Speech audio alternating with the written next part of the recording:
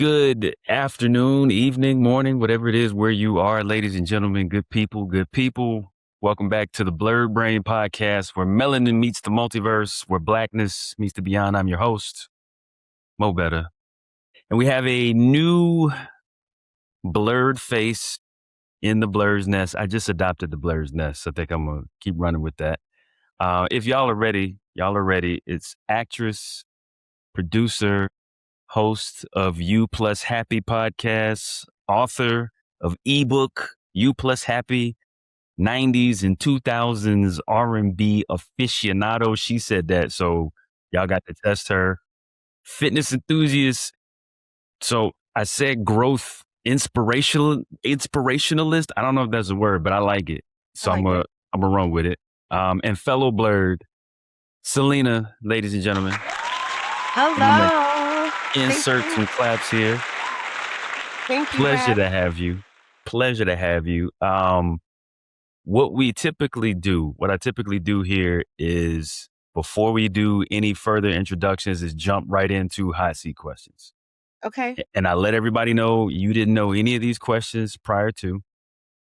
And then, we'll go into more of an introduction. I want to hear more from you, but these are not to test your blurredness, but more just to, like I said, put you on a hot seat, make you nervous and all of that stuff. So it's fun for me. It's probably evil, but it's fun for me. Great. Okay. But it's nothing hard. The first question is your gym playlist. So you have to only work out to one 90s, maybe 2000s R&B album for an entire month, cover to cover. What are you choosing? R&B? Mm-hmm. I mean, it could be hip hop too. Okay. And then I'm it sucks. I'm a singles girl. This is tough. I'm just gonna go Lil Jon and the East Side Boys. Lil Jon and the East Side Boys. I was not expecting that. Yeah, or I would do 3 6 Mafia, the Unbreakables. I was expecting that even less. That's dope. I was expecting no offense, I hope this doesn't sound misogynistic. I was expecting a Beyonce or I don't know why a Jagged Edge keeps jumping out, or something like that. Well, one, I wouldn't look at them as workout songs per se for me. And then two, they're not Jagged Edge, but Beyonce, early 2000s. Well, I guess you could go Dangerously 1103, but most of her work was Destiny's Child, late 90s, early 2000s. So True. That weighed in on the decision. Okay. So I can get with the Lil Jon. I don't know if I can listen to a whole album, but the 3 6 Mafia for sure. In the gym, outside of the gym, probably 2 or 3 songs. But yes, my ear in the gym is much different than my ear. I don't think we're gonna be throwing on 3 6 at the house for a full album. We're not doing that. Right. I don't have any no scissor or no none of that. So you're right. Okay, that's question one. Mm-hmm. This one, and I literally came up with these questions just before I hit record, which is what I usually do. Mm-hmm. But I already have an answer for this one. This is a love-hate thing. A one-hit wonder that you hated in the 90s or 2000s that you don't necessarily love now. You can love it, but that you like now. Oh, well, I still hate this, but All My Life by Casey and JoJo. There's a Carl Thomas song. What's that one? It was very popular and I hated it. And now I guess I can tolerate it, but I would never ever play it. I wish I never met her. It's like photo. I can't. I don't. It's Summer like Rain. Summer Rain. Yes. Yeah. I hated Summer Rain, and now I can tolerate it. But you asked for one. But in This is my last one. When I Go, was keep going, younger, keep going. Maxwell, I didn't get Maxwell when I was in the 90s because I was very young. I Mhm. didn't know, I didn't understand because he was a grown man. But now as a grown woman, I love Maxwell. So I think that would probably be a better answer. That's more accurate. Like, I really love his music, and I just didn't get it. So on the Carl Thomas song, a little trivia. Did you know that Summer Rain is based off of a Stevie Wonder song called Summer Soft? No. So when we're done, listen to Stevie Wonder's Summer Soft and you'll hear it immediately. Which album was that on? It wasn't Characters. It was it Intervisions? I can't remember now. It wasn't Characters. It's either Intervisions or the Songs in the Key of Life. It's one of those. Okay, I'll check it out. I want to be very clear. I think Carl Thomas is very talented. I just didn't like that song. So Right. I think he's a phenomenal singer. So I'm not saying that at all. And Casey and Jodeci is one of my favorite groups of all time. Again, I'm not saying these people can sing. I Yeah. didn't like that particular song. Which one is the Casey and JoJo again? Because I All My agree. Life. Yeah. I was never a huge fan of that one. I'm still not a huge fan of that one. And I couldn't speak up because this was back in the day. You couldn't skip songs. You had to just listen to it. And then I didn't want to get the hate. I didn't have the courage to speak up. But it was a source of like a lot of problems for me. I really hated that song deep down in my soul. That's interesting that you say that, and I know exactly how you feel because that's how I felt about a lot of Boyz II Men songs. I hated End of the Road. I hated it. I can say on the camera, I can say it now because y'all can't fight me. Y'all can't fight me. Yeah, but I wouldn't say it back then. Yeah, you couldn't.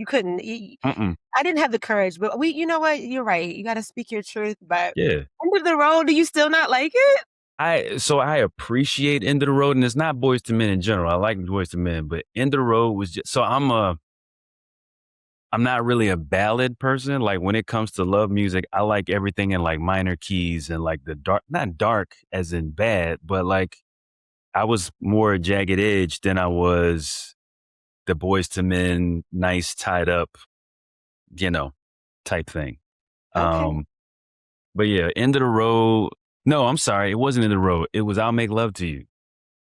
I like that one. I like all their hits, except, I like all their hits.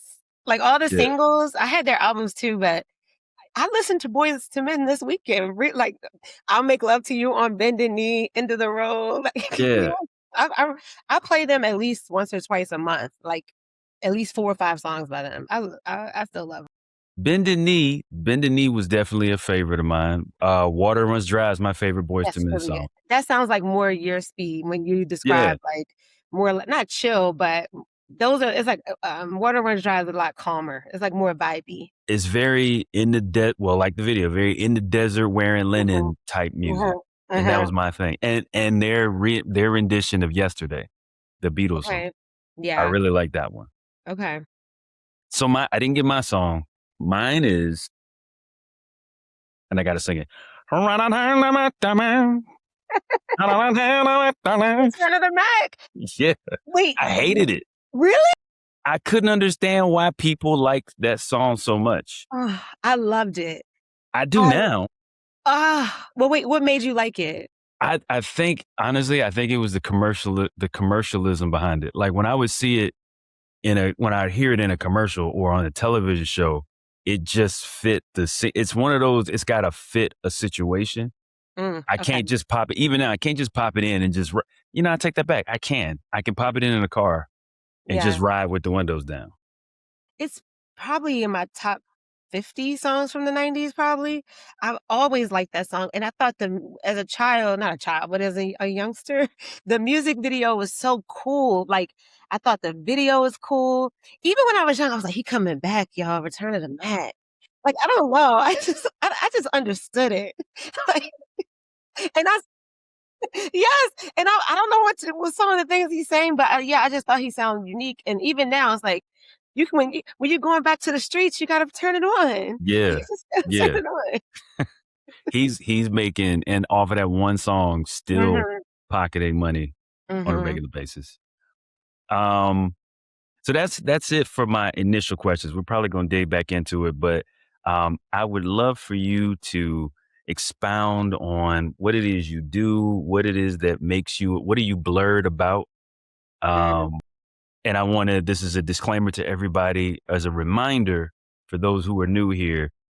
Being a nerd doesn't mean that you like comic books and baseball cards and anime and all of the other stuff. It doesn't mean that you have to just that. A nerd specifically, and I can't remember word for word what the definition is. It just means you have an over exuberant affinity for one particular subject. You can be a nerd about cars. You can be a nerd about sports. You're just a nerd. So for those people that are looking at it like, oh, you're a nerd. Yeah, you're a nerd too. So what are you a nerd about, a blurred about? This a lot because I like so many things, but is a nerd that you can spill off like facts about this thing, or is it like I just like talking about it? Does that make sense? It's just you like talking. Yeah, it's not that you don't even have to be necessarily skilled in that area or not skilled. You don't have to be an authority in that space. It's Yeah. just you really love this one thing. You can speak about it all day. I gave you 3, right? But Mhm. this I don't even know how to articulate this in a quick sentence, and I know I don't have to, but I think it would be like self-help, self-development, because I can talk about that for hours and hours and hours, and I think it's helpful and beneficial to everyone involved in that conversation. It's something I guess a little bit more concrete. I can talk about fitness for a long time and music. But music, I don't have as many facts as I would love, but I just like hearing people's perspectives and hearing how songs make them feel and especially the 90's and I told you early 2000s music. But is it, I don't know, did I answer the question? Well, so what you actually did just now is you extended this show even more because I love talking about music, especially digging into the feeling and how it feels. So now we're probably going to talk about music for the whole time. Now we're going to talk about more, but I that fully 100% is it makes you a nerd about those things, which is a positive, wonderful thing. A blurred about those things because my tagline that I don't use all the time, but by the way, we curse on here, is nerd shit is blurred shit but black. When people ask what a blurred is, and I can't claim that because somebody else came up with that, and I just stole it, but whatever, it's mine now. Well, you Uh, admitted it. You it's like a compliment to whoever invented yeah. this. Oh Yeah. yeah, right. It's right. Yeah, a compliment. All that. But I'm not going to tell everybody that it's somebody else's. Eventually, I'm gonna just start saying it's mine. Um, but anyway, we delved a little bit into the music, but I want to get back into because music is music. Kind of a more of a deep dive. So my mother made sure that I knew coming up that you never ask a woman her age, so I would never do that. However, I want to pose the question like you insert generation here based on your generation. What do you feel like, and this could go on for years, this conversation, what do you feel like is missing in music now that was there in, because you mentioned 90s and 2000s is what you love. What happened? Yeah. And I got lucky enough to be raised like in the church, so gospel has a lot of influence on my taste, and then also um, listening to a lot of 70s, 60s, and the 80s. So I don't, right now, I think the biggest thing is that anybody can do it, which is great because, like, even for being a podcaster or a host, anybody can do them. But it also takes away from putting in that grind and the having to earn your spot. And I feel like, especially with rappers, they used to, like iron sharpens iron. They were groups. Like if like you go like Wu-Tang Clan, or there was always like a even with Master P and like the No Limit Soldiers, like they might not have been a technical group, but they were all putting albums out together. They were in the studio together, and it just pushed you to be better. Like, oh, he rapped like that. Oh, I'm not going to spit some sorry bars. And then somebody would tell you, I mean, I wasn't there, but in my mind, it would be like, nah, that was trash. Like, Hmm. no, we try it again. And I just think because I think that's the biggest thing is like you had a group. It wasn't a lot of there weren't a lot of people running around solo. Mm-hmm. So I think that's the biggest thing. I think with rap, like you just had to push yourself and be good. And people were freestyling and going into the ciphers and like it was an art. You think about Method Man, like I just listened to Method Man and Mary J. Blige, You're All I Need the other day. Like it's just something that we're not getting today. Like it felt authentic. It felt like poetry. And I think there was a reverence and a regard for music that just isn't there now. Like it's like since anybody can do it, they don't have to respect it. They could just go do it. And because there was a harder point of entry, I think that people who really and you had to hustle, you couldn't just stay at home and rap on your computer or whatever, because it was harder to do. The people who wanted it really wanted it, and I think they had a more of a not everybody obviously, but I think they had respect for the craft that is just not there now. It I'm gonna get off my soapbox. Thank you. no. This is a soapbox moment. This is a soapbox platform. I 1,000% agree, and it's funny that the order that you put it in from Wu-Tang. I just saw yesterday. There's and I can't remember what it's called. It's probably called The Barbershop, but there's a podcast where it's in a barbershop and they'll have guests in. Method Man was there. Mm, And he talked about, I think they were kind of like gassing him up, like you were the number one from Wu-Tang. He would shut them down every time. And he was like, the best verse ever out of Wu-Tang was Inspect the Deck, the best this, the best that. Like you said, there were always these opportunities for all these, I don't know, was it 10 to 15 people in Wu-Tang Clan? There was a lot of opportunities for them to get a big hit and go solo. And some of them did their solo albums, but they always came back. People don't do that. No, I mean, people don't group anymore anyway, but yeah. it's not done like that anymore. And you mentioned the reverence. I always go back to to Jodeci that we talked about before, where they couldn't get on YouTube and start singing and get an audience. They literally drove from, what is it, North or South Carolina Mm-hmm. to New York and just showed up at the office, Mm-hmm. whatever it is up there. Not Def Jam, but whoever was up there. Yeah. And, you can't even do that if you wanted to now, but who would? And I think it's dope that we can do a lot of things on our own, but like you said, you coined it perfectly. There's a lack of reverence because now I can do it. Before, Mm-hmm. when I was like, damn, maybe I can't do it. A lot of people, it filtered a lot of people out. Yeah. And I think, because I think about DJs too, right? So like back in the day, they had the crates and they had to really put the grind in. But I would say that I was just thought of this, and I could be wrong, but when I talk to DJs, I would say they're the exception because even without not all of them, but they still, even if you just have all the songs, the tracks on your laptop, you Mhm. still have to study music to make Yeah. these great transitions.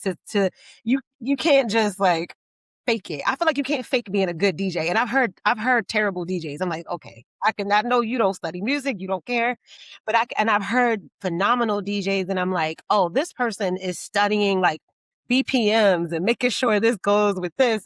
Like I think it's an incredible talent, and when if you love music and you know how you have that ear, so I think that's where it's still um people still have a regard for and respect. I see it more in DJing than I would say almost anywhere else. And I've met musicians who don't know, like Stevie Wonder, like and these people who walk so you could run, like who paved the way and created the sound that like some of the sounds you're making now, you don't even know where they came from. I don't know everything, but it's like, and they don't even care. Like they don't want to go back, and I'm not dissing them. It's just a different day, but I'm like, I'm dissing them. we need to have some respect for the people who paved the way for us. Cause like, who do you think you are, pal? And you'll be better. And you'll be better if you study it. Like if you really study the music. It'll give you different influences, different sounds, different feelings, and different things to play with, and make your work more dynamic. So I I'd don't know. like to take this moment to point out that she just said, "Who do you think you are, pal? Who do you think you are, buddy? You're on thin ice, okay? Who do you think you are, pal?" And then you put your fist up on you. No, I fully, we are in 100% agreement.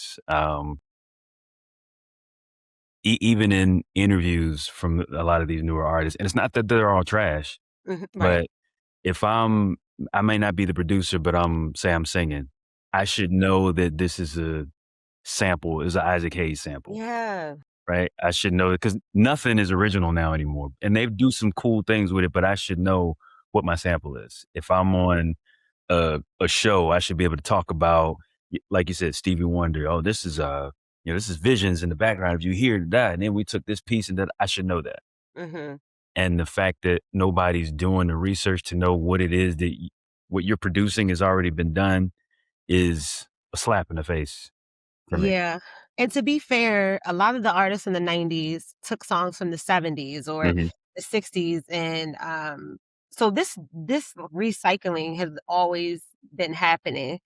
But I think to your point there was more that those folks could be like, "Oh," like even the song I just mentioned with Method Man and Mary J. Blige, that chorus is from an older song. Mhm.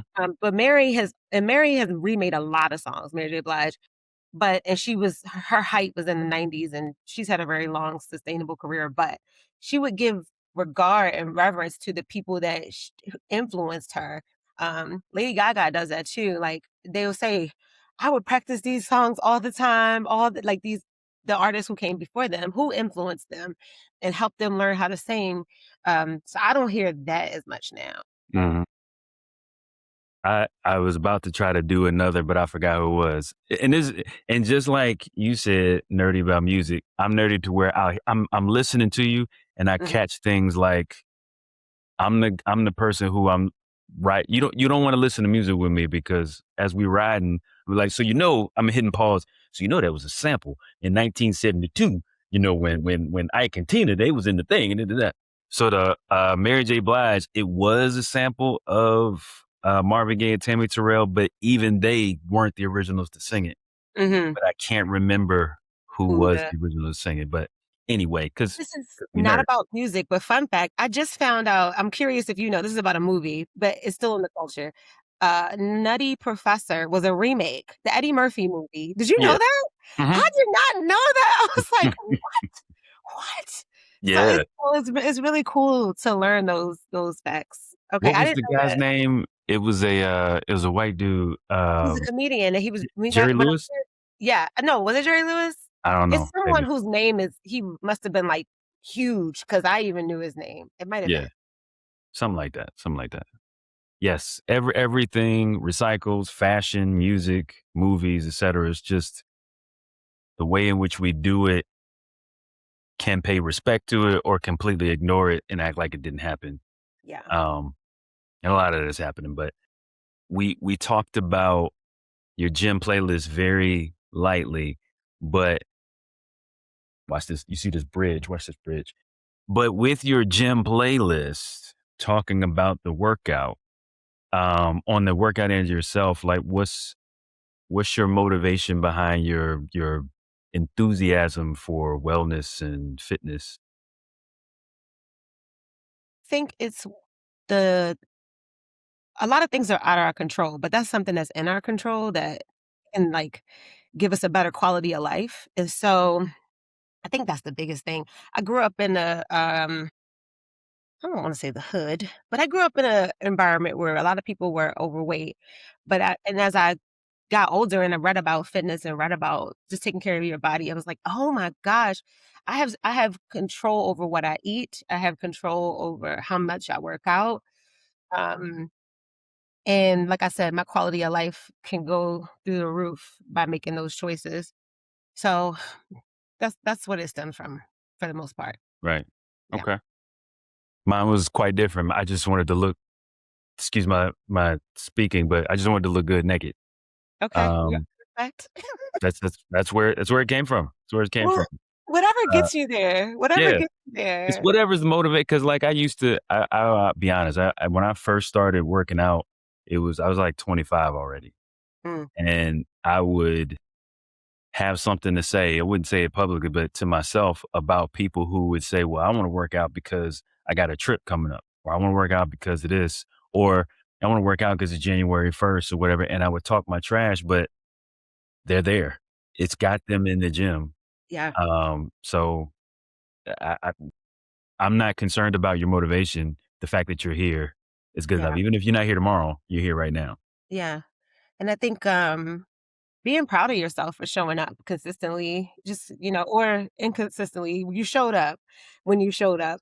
Um, but yeah, I just saw where people, like, there were things that I saw that were preventative. Not everything. I know you can't prevent everything, but I saw some lifestyles and I was like, oh, if this person had made some different choices, just some small tweaks, they could have a different lifestyle right now. So that resonated with me very, very early on. So that's my why. Okay. Okay. I mean, that's a amazing why you working out to 3 6 Mafia, tearing the club up, thug and sipping on scissor up with Project Pat. It's whatever gets you there. Yeah, no, I think, yeah, I don't think it matters because um motivation is temporary, but it's more about the discipline and the commitment over time. So, yeah, motivation's cute, but what's going to be sustainable over time? And I'm not saying any motivation is better than the other, but it's just like even my why, if I'm not dedicated and I haven't made the choice to show up in that way for myself in my life, it's not going to be sustainable. And it's only but I mean, if you go every once in a while, that's cool, but it's more important to be consistent. But they say it's better to go 3 times a week for 20 minutes than 1 time a week for an hour, Hmm. So, like, the consistency is more important than anything. Yeah. It's funny that you said exactly what you said because literally 2 nights ago in recording another episode, I was like, I had an issue with motivation because I was relying too much on motivation, and I Mm, realized that it was about discipline. yeah. My old trainer used to say the same thing, but I would I think when I was younger, it was easy to be motivated by things because again, when I was 20, I didn't start working out until I was 25. When I was 25, I was a beanpole, and then I started working out, and then people would notice is like, oh, let me let me lift a little bit more. But then I also started feeling different. Yeah. But then when that motivation would happen or life would happen, I mean, life's. Mhm. So life would happen and it would throw me off my square. I wouldn't be able to jump right back on because I was depending on motivation to be there as opposed to just being disciplined and keep going. Yeah. It's a choice. I think it's imp for me, I look at it like how we look at work. A lot of people, it's a non-negotiable. Whether they wanna go to work or not, they get up and go. Because you got bills, but I think we owe it to ourselves to take care of ourselves too, so, our health. So when I think about working out, that's what works for me over time of, like, if I got booked for a gig or whatever, I'm gonna show up. So why am I not treating myself the same way as I'm treating these other commitments? Like, it's a commitment to yourself. And then you said something else about motivation. I forgot. Well, let's move on. Well, just I was more so repeating you like motivation is temporary and discipline being I would lose motivation. Motivation is easily losable. It depends on a certain criteria. It depends on happenstance, and this has to happen and that has to happen. Discipline is just like you said, regardless of what happens, I'm going to go to work. Mhm. So it should be regardless of what happens because the money that I make from work can't be spent if I'm dead from a heart attack or stroke or obesity or whatever else. Yeah. And the benefit of that's what I was gonna say too. The benefit though, when you work out consistently for a certain amount of time, you change your body, you change your I don't know if it's body composition. Y'all, I was Ace Fitness, I had my group certification or whatever, but I'm a little rusty. So the exact terminology is not I ain't been studying, all right? But I know like if you when you work out consistently for a long period of time, life, you might fall off for a week or 2 because things are going down or even a month, but when you've trained your body so much, you it listens to you and you get back quicker. Um, and it'll go right not right back, but it'll go back quicker than if you start from 0. So that's the one good thing I like to point out, like, you didn't lose it. If you put in years at the gym and you lose a month or 2, you didn't lose all that work. You Hmm. might feel like it, but your body is gonna snap back quicker. Yeah. I've No, experienced agreed. that. I've experienced that. Agreed. Agreed. You mentioned while we were talking about it, if you showed up for a booking, talk a little bit on the because I happen to know that you're an actress as well. Mhm. So how did that? I'll say it in two parts. How did you get into acting, or when did you get into acting, and how do you balance that with that self growth portion? Um, well, I got into acting, so that's all I've wanted to do when I was little. It's just been off and on because I lose the motivation, or it's like the business is hard, so it gets discouraging. But it's been off and on for my whole entire life. And then I think as far as like the self growth part, or however I would phrase that, but um, the more you honor what's in your heart, the more you show up for yourself, it gives you courage. Like, I think people they think about courage first, but courage comes after you do the thing because it needs something to stand on. It needs foundation. It needs something to trust and believe. And even in yourself, you can tell yourself whatever you want, but your brain is like, we didn't go do anything. I Yeah. don't have anything to, it's just like a relationship with another person. You can tell me any fairy tale you want to, but I need to see some action and then I trust you and then I believe in you. So how I would tie that is like when you go with these careers that are outside the beaten path or whatever, or just what you're not used to, because I didn't grow up around actors or whatever. Um, Going to do it has it gives me more confidence, more self-esteem, and more trust in myself. And so those how I would say those are how they intertwine. And it's challenging because it's very competitive, and you have to put that stuff out of your mind. Like you're submitting auditions, and then you're going in and you're acting next to people who are phenomenal, and you just have to think. Not you have to, but I choose to think one, I'm putting everybody else out of my head. My only competition is me, and that's the truth. Like, am I getting better as compared to where I was? And like reflecting on what I've been doing and not comparing myself to other people. You don't know people's journey. You don't know what they've been through. You don't know what happens behind closed doors, but you know what happens behind your closed doors. Especially if you want to like reflect on it and it gives you more information. And then you can build off of that, like, oh dang, look at all the things that I've done. Look at all that I've accomplished. And then that boosts you up to keep going. And that's how I've gotten the furthest in my career is with that mindset versus like, I don't know, I don't know, I don't know. Nobody knows. You just Hmm. gotta show up. Right. Yeah. And it's nothing meant for you will pass you. It's Yeah. literally impossible for Yeah. what's meant for you to pass you. Just like you said, being in Atlanta, I didn't start acting until last year. And Okay. it wasn't that I was going out seeking it. I was Mhm, sitting here at my computer, right here at my mhm, computer, and my boy texted me and he was like, "Hey," I was looking for a job at the time, and he texted me, he's like, "Hey, would you be in a play?" And I responded like, maybe he doesn't know that it's me that he's texting. I don't know what he's talking about. So I texted him back. I was like, "Sure." I was joking. And he respond no, then I get a call from someone I don't know, which I don't answer calls I don't know. And they left the voicemail like, "Hey, your friend said this and this and this. We got this play that we're looking for our main role, then da da da da." It's like main role. So I do a little self-tape audition. I didn't know how to do those. So I just set up my cell phone and start taping myself almost like it was a selfie. And I sent it. They liked it. Now the play actually never happened. Like we got into the mode of table reads and all that good stuff, but it just didn't happen for whatever reason. But seeing that, like, I started enjoying, like, going to actual rehearsal and rehearsing doing the table reads, and the people that I met, just seeing how excited they were about this acting thing.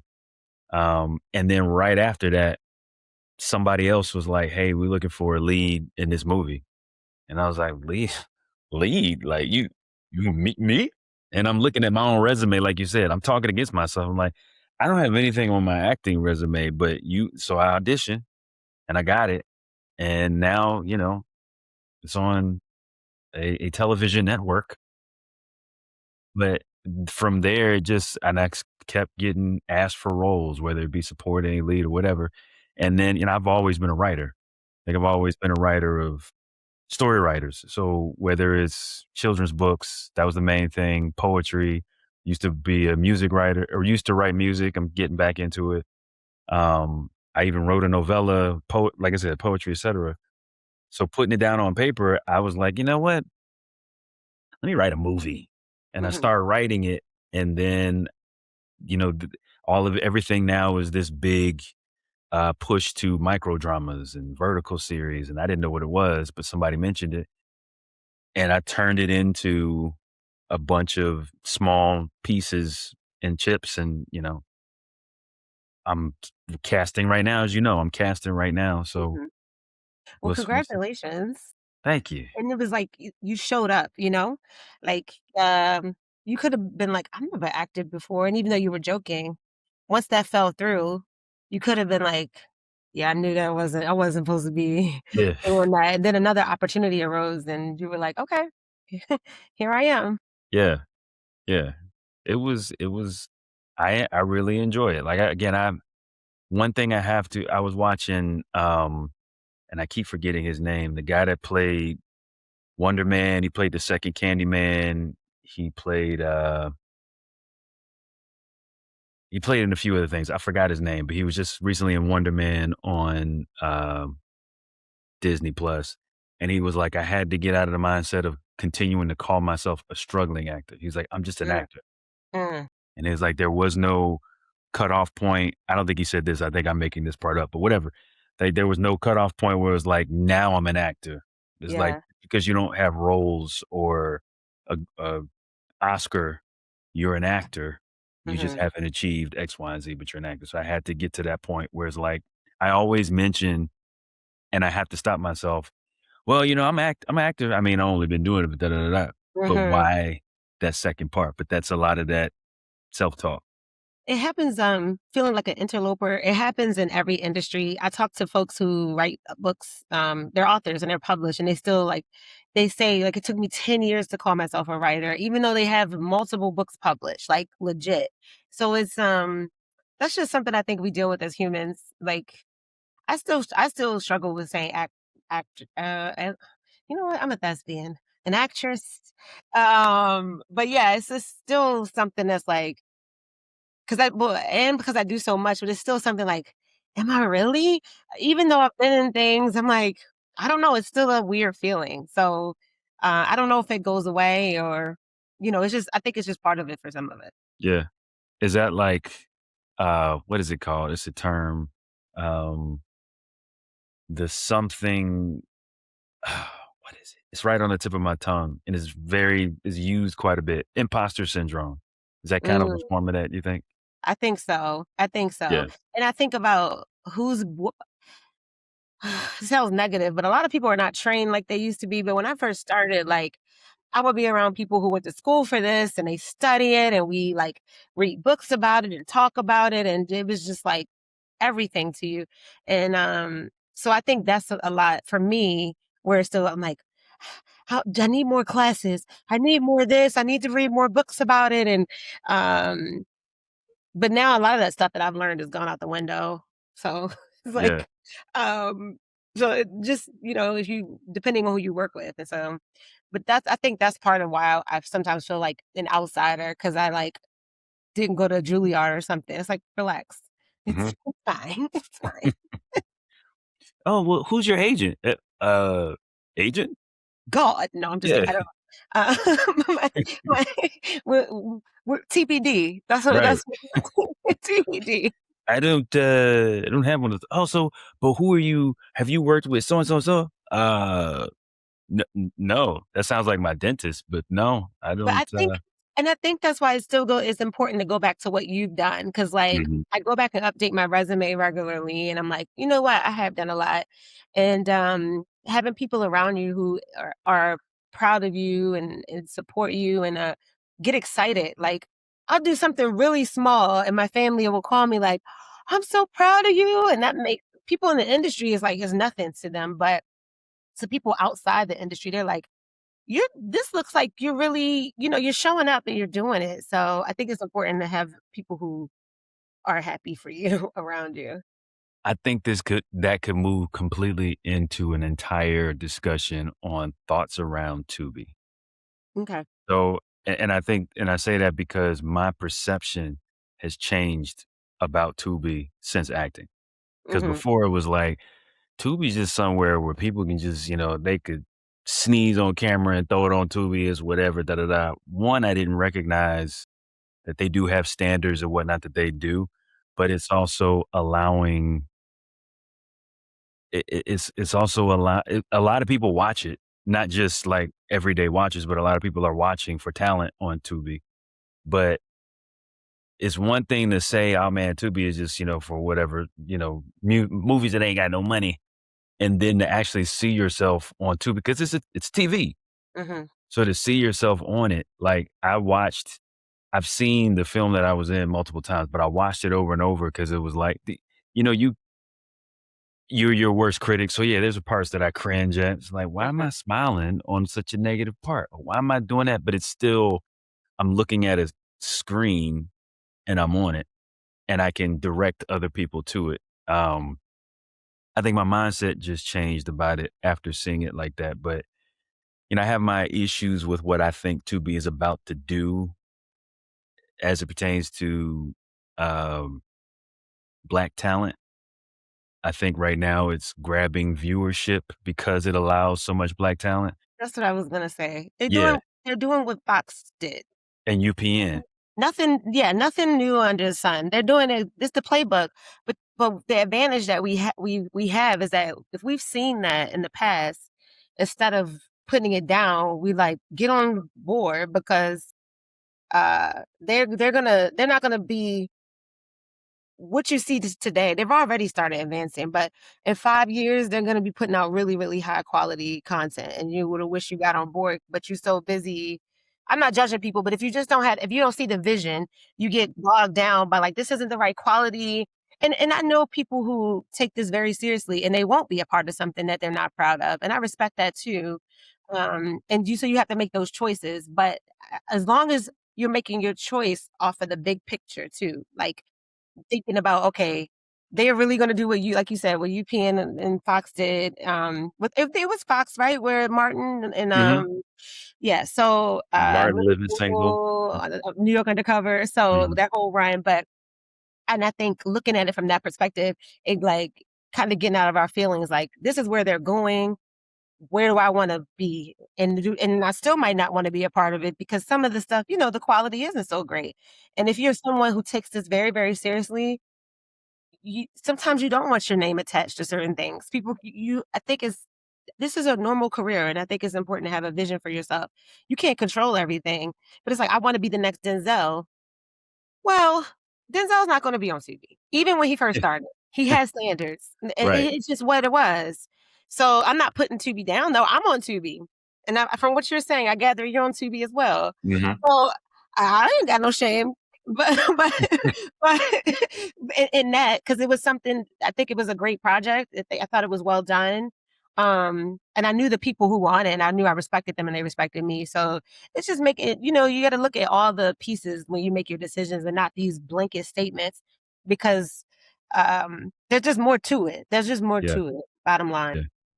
yeah. The Tubi film that I'm on is Where I Met You, was the premiere Okay, and I you were hosted that interviewing. work.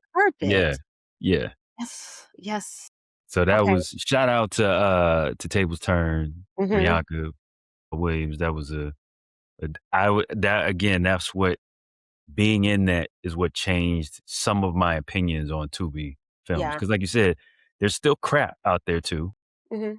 Um, and I think that's another thing with regard to acting, even this thing that I'm building now, it's not that there's no place for always being a drug dealer, always being some violence, always being prostitution, et cetera. It's not that there's no place for it. It just seems like it's so recycled, Mhm. specifically on Tubi, because I don't know.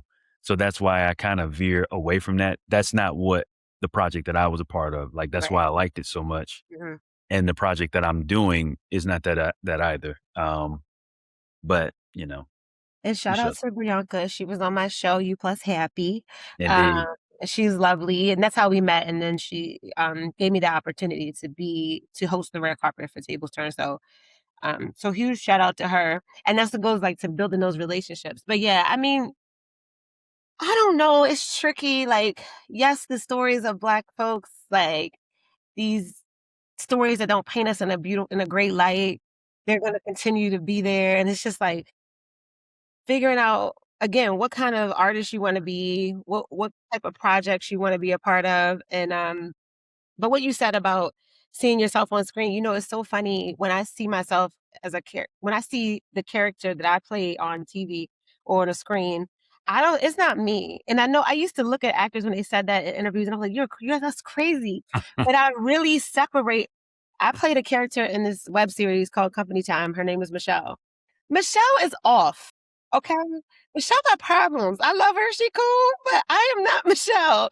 So when I saw it, I just didn't even see myself. I just saw Michelle because I would never behave that way. I'm not judging Michelle, but she's Yeah. just very, very, very different. It sounds like you judging Michelle a little bit. Well, a little bit, because she needs to get in line. But but it was no, I do I like her because I got to be a part of that project, but also looking at but anyway, it's like a separation between seeing myself as seeing this character. Mhm. And it's also thinking of myself as someone who's helping someone else bring their vision to life. So like say you did a series, you wrote it and directed, and you hired me as an actress I'm thinking more about the full project. It's not really about, this is not what you said, I'm just going off on a tangent, but it's not about me per se. Like it's the whole thing we're putting together. Yeah. And I'm there to help put it together. Is it making, do you get what I'm It's saying? making total sense. You're building a house and you're not the only Yeah. carpenter, I Mm-hmm. guess, there. Yeah. But it's about the whole thing. No, I'm fully, and that's what just like you said, that's what that project became. Mm-hmm. Brianka's vision. It was Mm-hmm. it was less about, because when I got hired, I didn't realize that I was a lead because nobody said that. So I was just like, all right, I'm coming in here and I'm a cop. But when you're not doing your scenes, you're not there. So I don't know what's happening. You didn't get the call sheet? You didn't see your name at the top? I don't think it said lead. I don't think it said lead. And maybe it did, but If you I up wasn't high paying on the call sheet, you would leave. Maybe it said that, but I was like, all right, well, I'm here, I'm doing a little something, doing a little film or whatever. But I thought I had specifically in my mind who the leads were. I didn't see myself as one. Even if I read my name and it said lead, I didn't see myself as one of them. I was just like, I'm just here to do my part and we'll go. But then when I sit down, it wasn't until I sat down in that theater with people behind me, my parents in the back, and I'm just chilling and my name came up on the thing. And in the first scene, I'm there and I'm like, and then as it's going, I'm like, I was in this much of the film? And it just keeps going. And then I'm like, I don't even remember doing half this because like you said, the separation. Once I was done acting, I go home and I'm not this Detective Terry Johnson anymore. I'm Moses' Yeah. dad. And I don't know if you do this, but to me, I feel like studying for a character is study for a test almost. And not, this is bad. When I was in college, I take the test, I forget everything. Yeah. So that's how I felt about acting. Like if we filmed that scene and we might have to reshoot or something, for the most part, those words are gone out of my brain. I'm never going to remember them unless you ask me to reshoot it and I have to go back and study the script again. Mm-hmm. Because I don't remember. Cut. Okay. I don't know anything I just said. Right. It's gone. I don't have that much. I have a lot going on, as I'm sure you do. We all do. Indeed. And you just can't keep everything in there. You got to push some stuff out. Yeah, it's like you gotta delete your cache, like Yes. in the computer. Yes. Yeah. So definitely that's what I do. So I wanted to get into, you mentioned it perfectly. You keep giving me these perfect segues. I wanted to get more into, because I looked at it myself, but I wanted you to talk about You Plus Happy. Where did that come from? What is it about? What is, I guess, the motivation behind it? I heard this speech and this a long time ago, and the guy said, "Look at your bookshelf and look at with the common theme in the books you read, and just do something related to that, and you'll be happy." And I was like, "Okay." And so I looked at my books, and they were all about self help. of course. And I had a friend, and hers was as well. And this was before COVID. It was 2019. And we were like, all right, we were like, should we write a book? What should we do? And we were like, okay, we're going to start a podcast about being like defining success for yourself. We had a lot of meetings. This was before ChatGPT. Like we had to figure everything out on our own. We had meetings with coaches. We were like, what are we? And we really treated it like a business. And so we came up with the concept of defining success on your own. And the tagline was, "We'll show you our definition of success if you show us yours."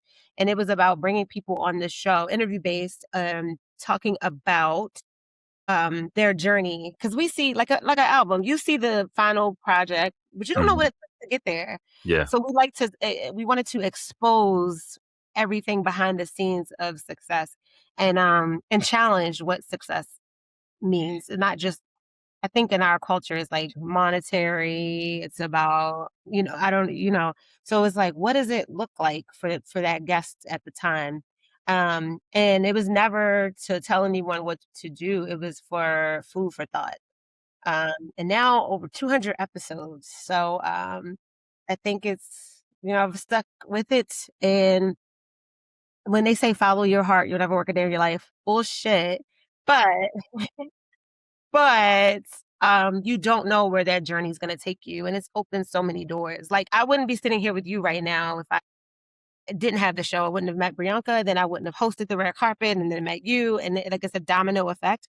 So I think it's important to follow your heart for those reasons, because it'll open doors you didn't foresee. Yeah. Right. I like the name. It feels like a movie. Mm, The name itself, and it's very simplistic, but you know what it's about, and it just feels like it's one of those.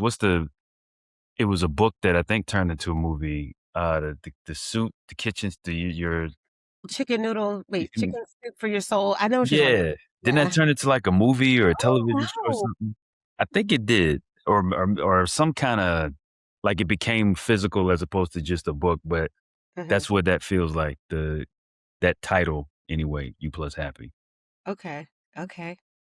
So dope. So I'll wait till I get my invite. You know what I'm Okay. saying? It didn't come yet. So I It's in the mail. I just wait for that. You feel me? Okay. It must have got lost, but no, all good, all good. Like I said, I wanted to talk about the U plus happy, but I I I tend to talk in circles, so my apologies because I got to come back to the music. Okay, for sure. Come back to the music with and I asked this before. I kind of hit on this before, but the didn't the BET awards just come on? Yeah, last night. Okay, because I haven't watched BET since college. Really? Purpose. I haven't Mm, watched BET, and I love Martin, so I have all of the seasons on DVD, okay. or like it used to be on TV1, I think, but I haven't watched BET since college. But I'll see like the clips on social media or whatever. Going back to kind of what I asked in the beginning as far as what's missing from music. Now, I didn't see the BET Awards, but I remember the Source Awards. Obviously, they're not around anymore. And I remember feeling like the BET Awards was going kind of in that direction. How did you feel the BET Awards this year, I guess, represented what you feel like music is supposed to be? Well, I didn't see the awards either. I'm not on purpose. I don't know, they just haven't called me. Um like you, I saw a few clips for the tribute to Lauryn Hill, which I thought were really great. But outside of that, Mm. I haven't Okay. Oh, they had a tribute to Lauryn Hill. Mhm. She showed up? Mhm. Oh, okay. All right. Yeah. Just making sure. Was she on time? No? Now that I don't know. Now I don't know. 4 hours late? But nah, I'm playing. I'm playing. I love Lauryn Hill.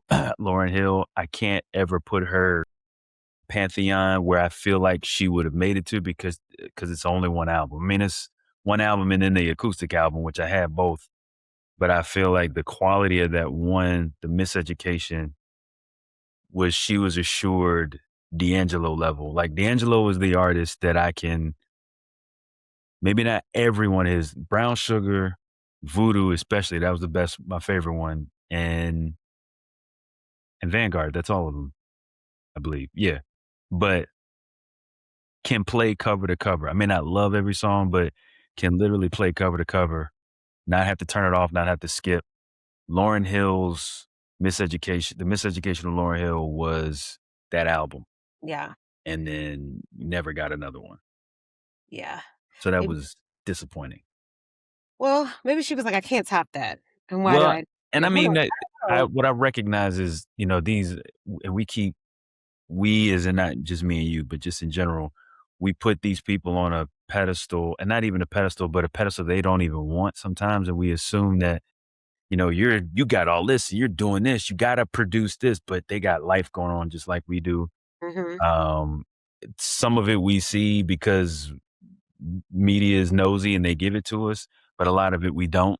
And then on top of that, they got to deal with the fact that the bits and pieces that got out that they would rather be private are out in the public. So I don't judge. I make jokes, but I don't judge her. I don't know her life, but it just would have been great to get a You re-education.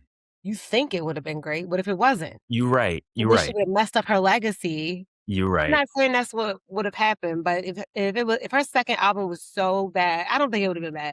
But if her sophomore album was the sophomore slump is a real thing or whatever, and that album wasn't as good, I don't know if her legacy would be the same as it is right now. That's true. But if that's true, but I would say part of her legacy now are the jokes. It's her not showing up on time or showing up 4 hours That might late. have happened even if she had a second, third, fourth, fifth album. If the lady's gonna show up late, she's gonna show up late. That's true. That's true. I guess it's a selfish thing in that I loved that first album so much. And then I automatically go back to D'Angelo because Mhm. same time frame. D'Angelo's weren't, I mean, they were consistent based on his timing. I mean, it wasn't like he was making an album every other year. It was Yeah. like a decade between albums, but it was still just, and then the little side projects he would do outside of his own. But yeah, Lauren she gave me something so great, and then she took it and ran. Well, do you care about the Fugees album? How many? Because I know there was the first one, The Score. Wasn't there like one more before they broke up? They were a little bit before my time, but I know she has, like, singles with them that I really enjoy, but I Yeah. don't know how the full albums are. The Score was I think The Score was so good because it was so different for that time frame. Like, Mhm. 90s music is magnificent, but The Score was different than just about everything else. Mm. Even the big major, Fujila. Nobody was using those kinda, how do I describe that beat? It wasn't like island, but the I don't know how to explain the track and how it felt, but nobody was using that. Mhm. And like Lauryn Hill, what we knew of Lauryn Hill wasn't rapping. We knew Sister Act. So we Yeah, hear Lauryn Hill's with this new group. She's gonna get up here singing, which she did a little bit, but she's coming out rapping and she's actually a dope MC. right, And she's right. got something to rap about. And so that just threw us. I wasn't a super big Wyclef fan, even less Surprise fan, but they just they their meld was so, I don't know, they came together so well. Mhm, I mhm. thought the Fuji album, I think The Score was the only one. I thought it was a great album, but it was overshadowed when Lauryn Hill made her own, so overshadowed, and we were just so hyped, and then she left. She exited stage right. I felt kinda put off, but, You I gotta let gotta it go. I gotta let it go. I mean, it's 2026. We're never gonna get an album. I don't never. They're doing tributes. I don't think we're getting an album from Yeah. I mean, she could still sing, so, I mean, she could try, but I just don't know that it would be after waiting this long, worth it. So No, we're not getting it. no, no. If I And had to then put money on it, that would be my bet. We're not getting it. yeah, and then we, R.I.P. D'Angelo. We Yeah. lost that. So I guess I got to just start making music now. Going back in the lab, you know what I mean? To fill the void. To fill the void. It's a new generation that needs to hear what we were. Mm-hmm. I'm only 44. I got plenty of time left, so Mm-hmm. I got to do it. Okay. I'm gonna do Okay. it. I Well, told you 44, you midway through. I'm midway through. Yeah, I like to think I'm midway through. You remember? You was about to call me midlife crisis. I Yeah. know. Well, wait. This is not what the show is about at all. But they were talking about millennial midlife crises and what they are, and I don't know what they are. But they said one of them is doing high rocks. Are you having a midlife crisis yet? So it's crazy that you keep. So I didn't know what high rocks was. So a friend of mine not too long ago, she was like, "Yeah, we about to do high rocks." She said in a recording. She's a little bit older than me. She was like, "Yeah, I'm about to do high rocks with my friend." Now I know, crazy, right? I'm thinking it's a drug. I'm like, I called her. I was like, what is high rocks? And so she explained it. As soon as she explained it, I looked on Facebook. It was 12 other people I knew that were going to one was going to Vegas or going somewhere to do Yeah. high rocks. Yeah. And I've I was been like, training for it, but I'm saying that to say I think that's one of the millennials midlife crises.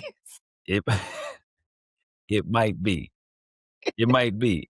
I I don't was in know. my 40s when I did my Spartan race, and I think See, that might have there been what it it is. was. That's I don't know. I don't know what the rest of them are, but I think doing these races, that's part of it.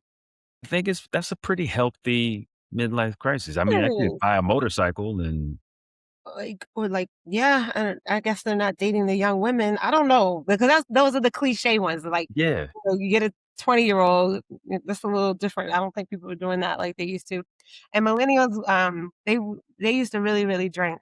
So maybe they're like, you know what? We need to do something healthy. yeah. Let's go do High Rocks or Spartan or whatever, because we had a wild time. There was a study. Well, no, it wasn't about millennials. There's a study that what's the next generation? Gen Z? Gen X? I don't know. I actually No, don't know. Gen X was before. So I think of myself, even though I was born in '82, I relate myself as a Gen X because everything about me was Gen X. I don't care that I'm a millennial. I am a Gen X, I think you're an elder millennial. and I don't like that either. I am a. Somebody called it a zillennial or a Yeah. exennial or something. I Okay. am straight up Gen X, rock on. But uh, there was a study that said that Gen Z, which is right after millennials, is drinking so much less. Like they They don't don't drink, drink. they don't drug, they don't.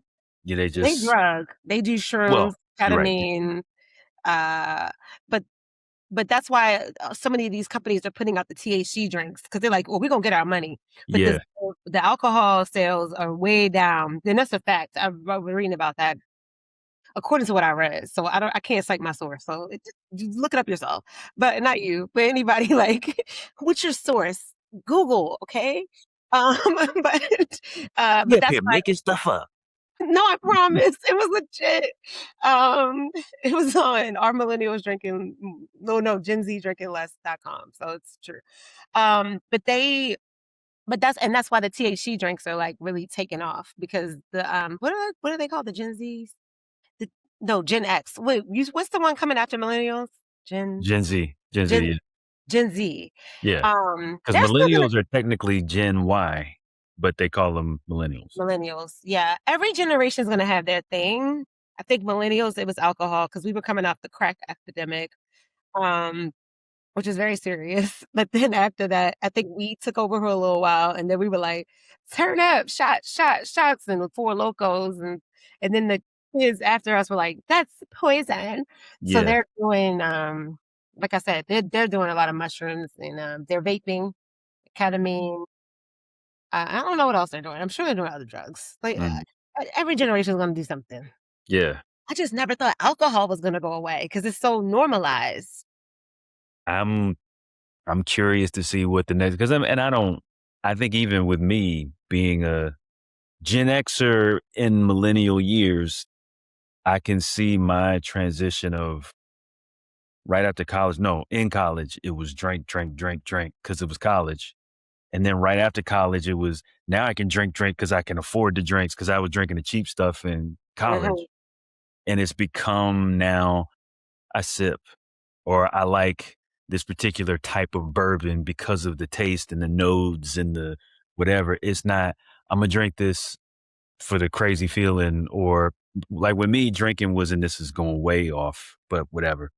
For me, drinking was never about partying and we would do it at parties, but it was more about, I think I had social anxiety because I think people who I hung with, I think people expected because I was in this group that I'm going to be sociable too. And I was extremely shy at some point.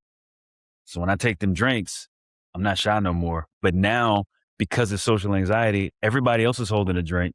I don't know Mhm. what to do with my hands. Yeah. So now I got my drink and I'm going to drink it because I paid for it. Right. So that just, it snowballed. But now I don't care. Yeah. Well, congratulations. Thank you. Thank you. It's like Moses is quiet. Nah, I just don't feel like talking to you. I Mhm. don't have to drink to talk to you, but I hear it's you. it's a growth as we talked about. Mhm. Mhm. Growth. Self-growth. Well, let me see. I did want to I could talk about music literally into the rest of the night, but, I want to time check. Do you have any things that you need to be doing? I don't wanna 'cause these become conversations. If you see any of my other shows, these just become chats after a while. Oh, I see. No, I'm fine. I have a little bit more time. Mhm. Okay. We're gonna go right back into music. Okay. You know that. I'm sorry it's so dark, and I don't wanna turn on the whatever, just deal That with was another thing that was kinda leading me to be like, "Alright, it's getting dark." She probably it. it just feels sleepy because it's I did dark. this on purpose. This is a mood. Right. Okay. She's trying to tell me, "Okay, it's getting dark. You see the" um, so with music, so I did as I s and I was playing with you before, but I did actually, like, get to a point where it's like, I'm gonna be an artist. Like, I had my name the way I wanted it and everything. I had CDs burned out that I would keep in my car. I was passing CDs out everywhere I would go. But I think it was back in line with what I was saying as far as what's missing. It's not that I felt like my music was what was missing. It was just my music had, and you'll see Teddy Riley about this. Me and my brother talk about this a lot. One of the things missing in music is music used to be a verse, a hook, a verse, a bridge, another play, then they'll call it the A, the B, or whatever, but and then a verse again, but there's no bridge, there's no breakdown, there's no none of that anymore. It's really just verse, hook, and that's it. That Mm, just like the time that it took following that pattern, the things that they talked about, for me, all of my music, and I'll share the website because it's still up. This is from 2010. But all of the music that I had was, for the most part, it was a mid BPM to slow because it wasn't just that I like slow. I do like slow music, but I liked it because it gave me the opportunity to say this many words because for me, it was about the lyrics. It was about how I said it, how I was metaphorical on this part, and how I related this to that. And it was more, to me, it was technical, but now it was poetic. But now it's just, I mean, I get on here and say anything and put it over a beat. And I'm to the point where, I feel like a prude because it's like I can't repeat this stuff. Not even mhm. when my kids are around and my mom was around or something, but just even when I'm by myself, I don't want to repeat it because it's just, there was no creativity. Yeah. It was never about being suggestive. It was about just coming out and saying, let's do Yeah. this and do that and do this and grab this and grab it. It's like they took the love out of it. I For think that's sure. what's missing for it. That's, that's how I feel about, like, Jay-Z was my favorite rapper for a long time, and he I don't people are finding problems with everybody, but I still like Jay-Z a lot. Right. But he was one of the, rappers where every year I bought his album and I listened to the whole album all like, he would drop his albums around his birthday, like, in December, and, I would listen to them on repeats over and over and over again, And he had lyrics that were suggestive, but they were creative. Yeah. And that's what a lot of folks were doing.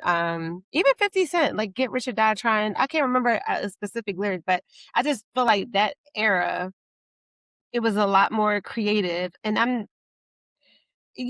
tell your story, right? Tell your story, talk about your real life, but be an artist about it. Like you all, even if you write poetry, I, Nikki Giovanni is one of my favorite poets. She talks about some suggestive things, but it's done so um eloquently and like in poetically. Like I'm like, when I was younger reading it, I didn't even know what she was talking about. And then I got older, I was like, oh, I shouldn't have been reading this. Ooh, Nikki. But but that thing, that's what makes it, we all have stories that are the same, like similar stories. But what sets you apart as an artist is like telling it in a different way.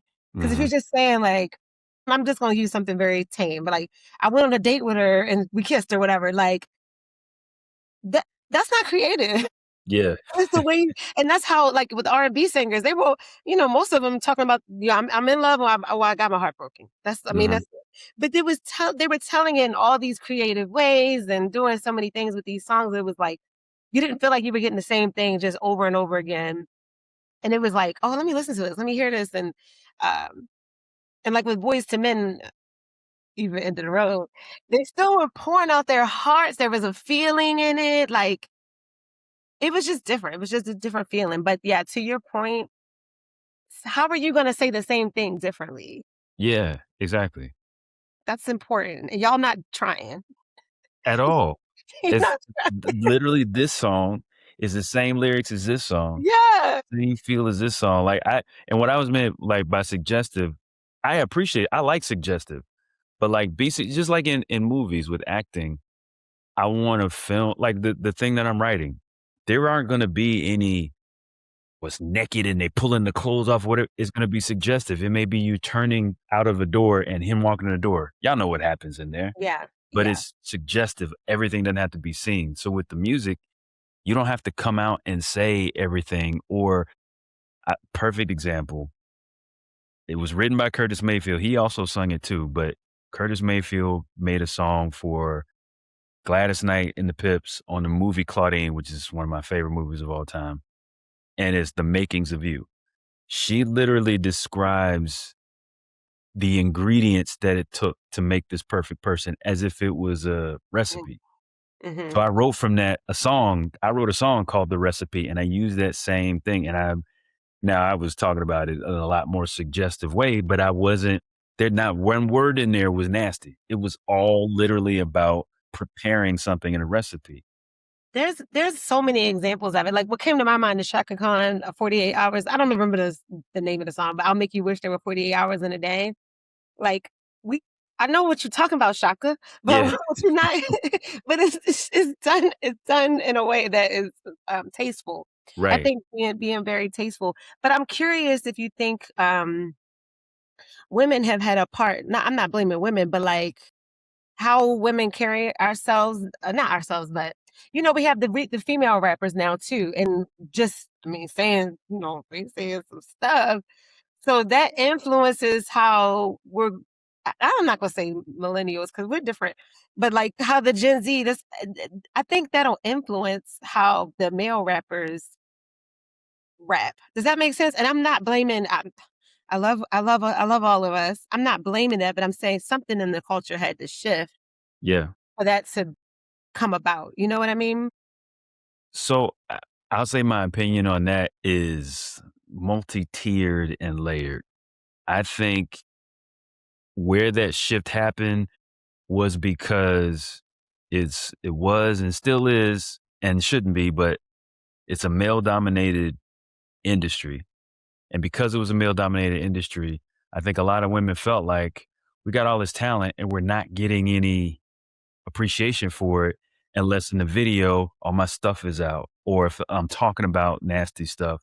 But then Mhm, on the flip, when they do it, they get judged for it as well. I mhm. can't stand that genre of music. But then people will call it out. Usually women will call it out and be like, well, but men said the same thing. And then I got to pause because it's like, damn. They did. The song I just listened to that I was just blasting in my car. And then I'll like, well, it's just because I didn't like her voice and the way she rhymed it. But I gotta literally sit with myself and be like, was it that I didn't like it because it was a woman saying it and I don't feel like she should say it like this? And but this guy just said the exact same thing, probably in a worse way. And there's different schools of thought of, it's a lot of people that say, well, it's us taking our powers. And sometimes that sounds like bullshit to me, but at the same time, I don't know, it's very catch-22-ish. Yeah. I have to think about it more because I haven't thought about why that shift happened. The only thing I could think off the top of my head without giving it a lot of thought is just the lack of creativity. It's simply that, like, they do the same thing with violence. Like, they used to talk about violence creatively, like, and now they're like, I'm just gonna shoot him. I'm Right. like, all right, sir. Shoot you in your chest, I wetcha. I'm like, they used to say it differently. Like, it was wordplay. It was Yeah. literally wordplay, especially with the rappers. And all of that's gone. They just on the track, like, I don't know. They're not even trying. Nothing. I remember Jay-Z said, and I used to do this, I swear, and it was before I knew Jay-Z did it. When I was young, I used to read the dictionary before I went to bed. But we also didn't have phones, so well, I didn't have a phone. And then I heard in an interview years later, Jay-Z said he would read the dictionary. And I was like, but if somebody's sitting around reading the dictionary, yeah, your work is going to be more creative. Yeah. You have more to pull from. But if you're not willing to do that, and I don't want to put social media down because it has its place. Everything has its pros and its cons. I think the cons outweigh the pros sometimes. But if you spend all your time just on social media, you don't reflect, you don't study, and you don't have stimulating conversations or inspiring conversations, and then you just go try to make art. What do you think's gonna happen? You don't have anything to pull from. Right. Right. So, I don't know, I sound like an old curmudgeon, like, "You I kids not just reading the hey, dictionary." every day I'm like, slow down. Read Don't the in my dictionary. grass. But honest, like, read some poetry, go Yeah. to a museum, watch some indie films, not necessarily the Tubi ones, I don't know how much inspiration. But, Yeah, that might not work because lis it's them that are making most of the Tubi films. right, but so listen to some James Baldwin or, like, you can listen to poetry. I would recommend listening to, stuff on YouTube that's older than, like, 7 or 8 years because I think the newer stuff is AI, even if 'cause I clicked on a Maya Angelou, uh, video this week. No, I'm sorry, last week, and it was, like, done this year, and I could tell it was AI, like, because I listened to a lot of her stuff. I was like, "This is not real." So anyway, but yeah, there's ways you can consume it while you're on the go in your fast-paced life and still get some culture, some, some what I'm saying, some something. Yeah, some substance. Yes, yes. I fully agree that, and you summed it up. If I was to put in words what you said, the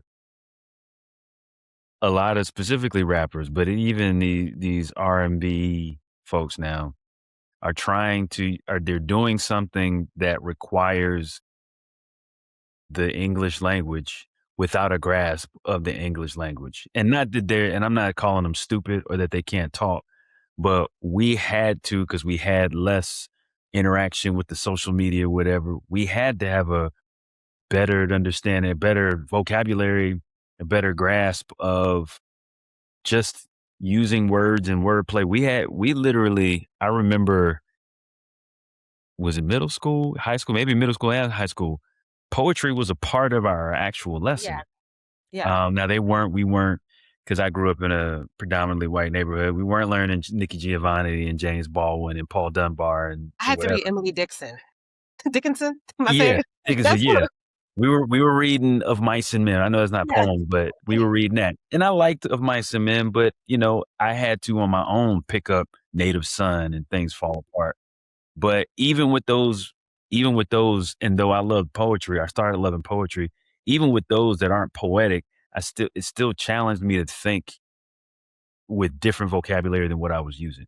wasn't even about using bigger words. It was learning how to shift them together. And here's what's going to really F you up. We were the Lego generation. We had to Okay. build stuff. We had to put stuff together, like with the words. I thought that was really smooth how I just did that. But You just came up with it? I just came up with that. I'm going to keep Okay. that. We were the Okay. Lego generation. We had to piece Okay. it together.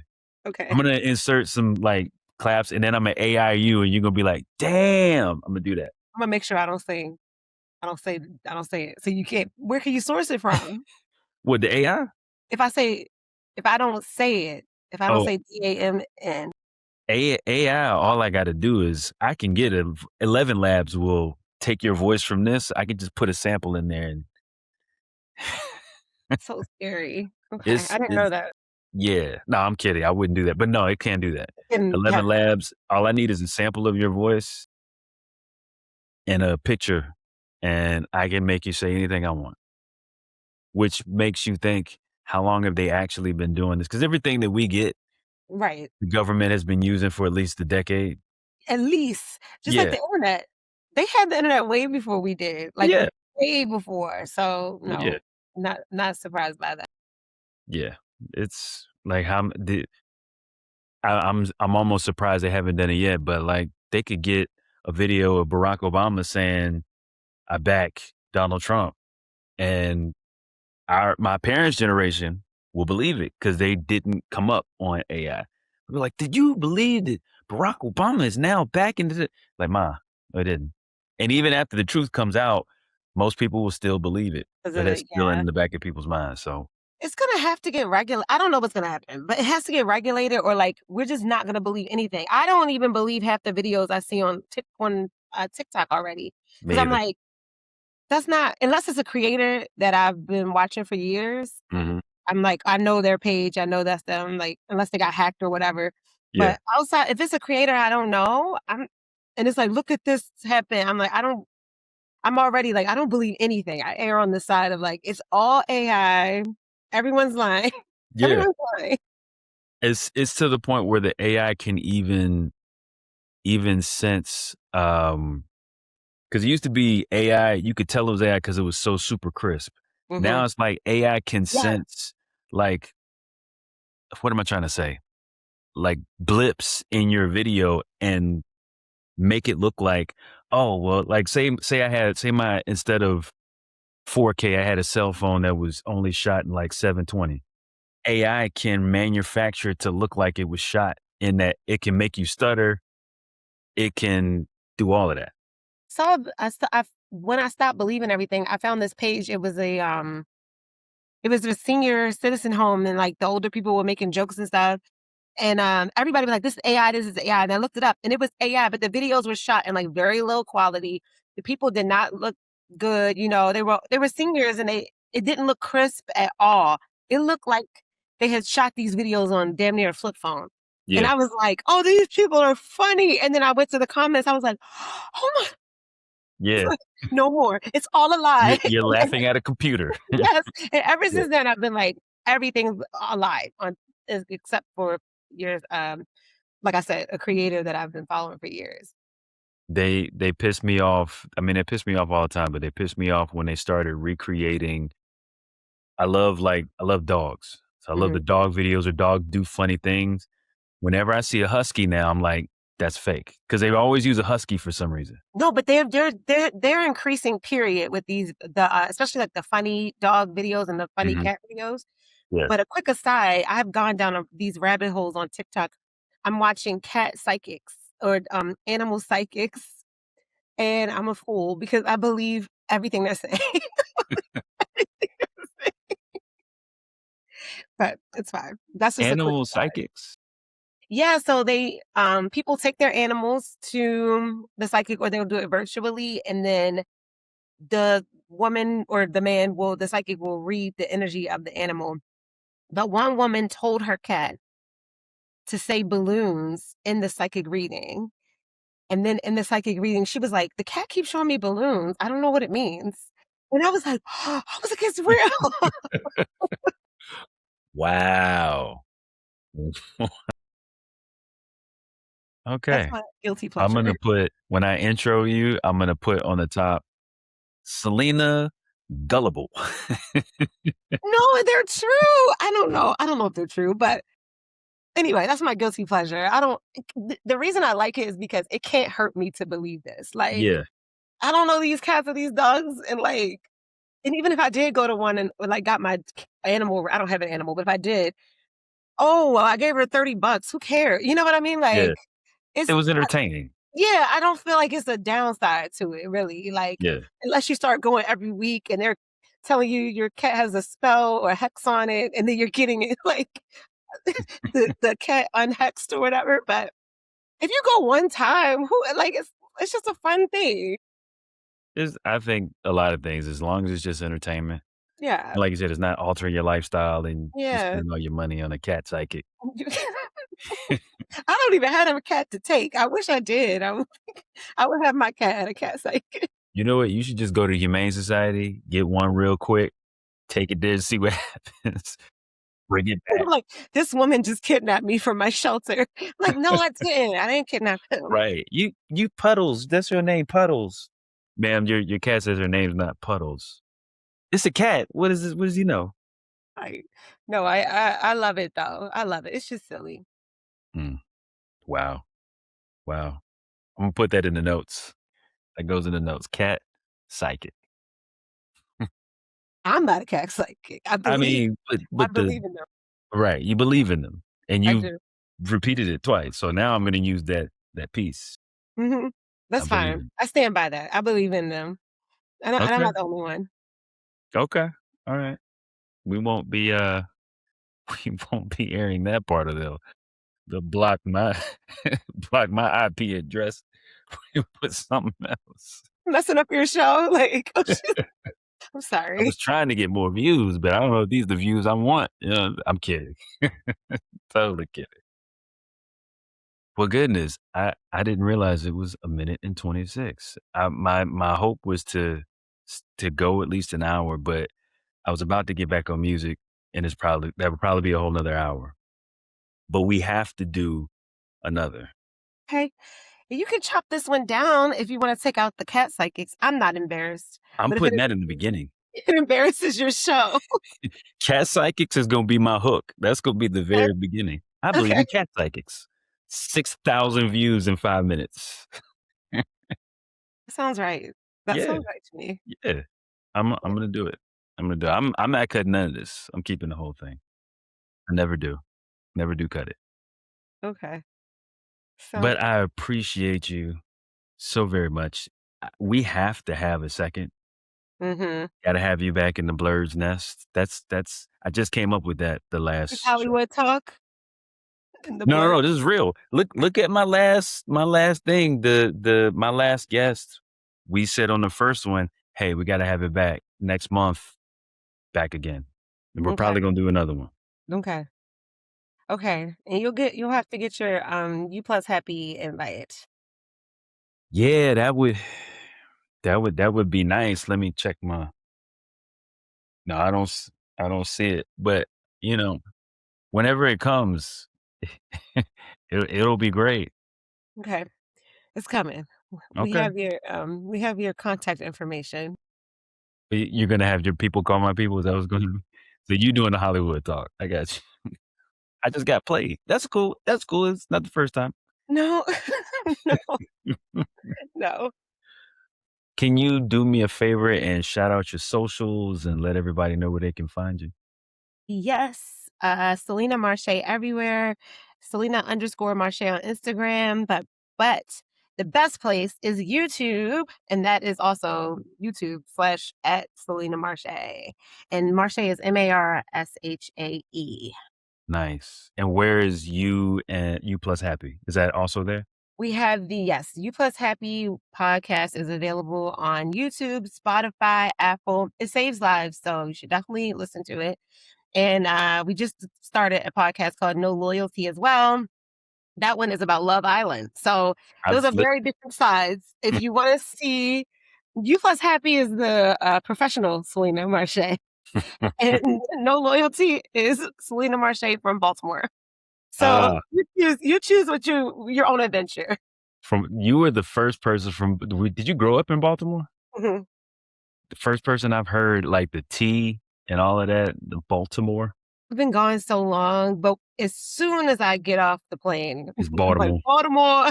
It's, and then when I'm around my family, but I don't know, I've been gone so long, it's fading away, and it's not on purpose. Hmm. Yeah. Where did you, if you don't mind me asking, go undergrad? I might have asked you this already. I went to Towson University in Towson, Maryland. Okay. Okay. Mhm, 'Cause mhm. I went to Nowhere. It was a PWI. Where'd you go? Hampton. Is that in Virginia? No, Maryland? Where is it? It's in Virginia. I knew it. I knew it. You made me second guess myself because of the face you made. I knew it was in Virginia. I'm embarrassing myself. She said, "Where is it?" Hampton University. It's Hampton University. Everybody knows that Hampton University is. This is we're recording on a Monday. It was a rough weekend. Listen, I'll give you so that. just I'll give give me. you that. I'll give you My that. brain is turning to mush from all the cat videos. Right, the cat psychics. Okay. Yes, I'll give you that. It's cool. You went to Hampton and you liked it. I loved it. Okay. Greatest thing I could have ever done. Okay. That's not even a joke. It was one of the greatest things I ever did. Because I don't think I was ever considering doing anything but going to an HBCU.